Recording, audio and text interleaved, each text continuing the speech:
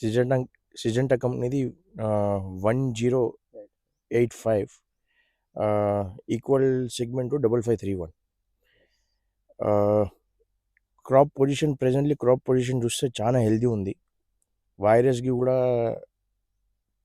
చాలా స్టెబిలిటీ ఉంది. Plus ఫ్లవరింగ్ది size కూడా చాలా హెల్దీ ఫ్లవరింగ్ సైజ్ ఉంది. క్రాప్ది సైజ్ కూడా చాలా హెల్దీ ఉంది.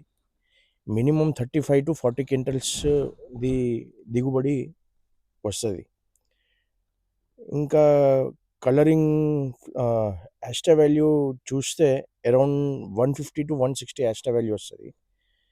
ఇంకా ఎస్హెచ్యు చూడడానికి పోతే 40 to 45,000 ఎస్హెచ్యుది కంపెనీ వాళ్ళు చెప్తున్నారు.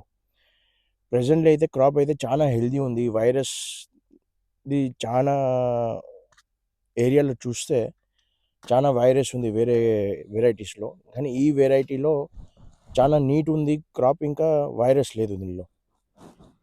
అంటే నేను రైతులకి ప్రిఫర్ చేస్తున్న ఈ క్రాప్ నెక్స్ట్ ఇయర్ ఈ క్రాప్ మీరు ఎట్లా కూడా వేయాలి. ఇది 1085 సిజెంటా కంపెనీ వాళ్ళది. వరంగల్ నుంచి ట్రేడర్, నేను కేపీ ట్రేడర్స్. ఈరోజు 29/1/2026 రోజున మేము ఈరోజు మార్కెట్ నుంచి కేపీ ట్రేడర్ సేట్ గారు వచ్చారు. సేట్ గారు మేము కలిసి దాదాపు ఒక 4 నుంచి 5 ఫీల్డ్స్ తిరగడం జరిగింది. ఇదే 1085 చూసినాము, పక్క జూకాలో చూసినాము, ఇప్పుడు వచ్చి ముస్లింపర్తిలో దేవేంద్రనాథ్ చూస్తున్నాము. మేము ఇంతకుముందు 20 days బ్యాక్ కూడా నేను ఒకసారి వచ్చి చూసిపోయాను. అప్పటికిప్పటికి చాలా తేడా ఉంది. ఈ ఫీల్డ్లో ఇప్పటివరకు అన్న 2.5 ఎకరాలు ఉంటుంది. 10 నుంచి 11 క్వింటాలు ఏరిండు, మార్కెట్ తీసుకొచ్చి అమ్మిండు. మార్కెట్లో కూడా మంచి కలర్ వాల్యూ, మంచి రేటు కూడా పలికింది. ఇప్పుడు ఏరినా కూడా మళ్ళీ ఒక 30 క్వింటాలు అవుతుంది.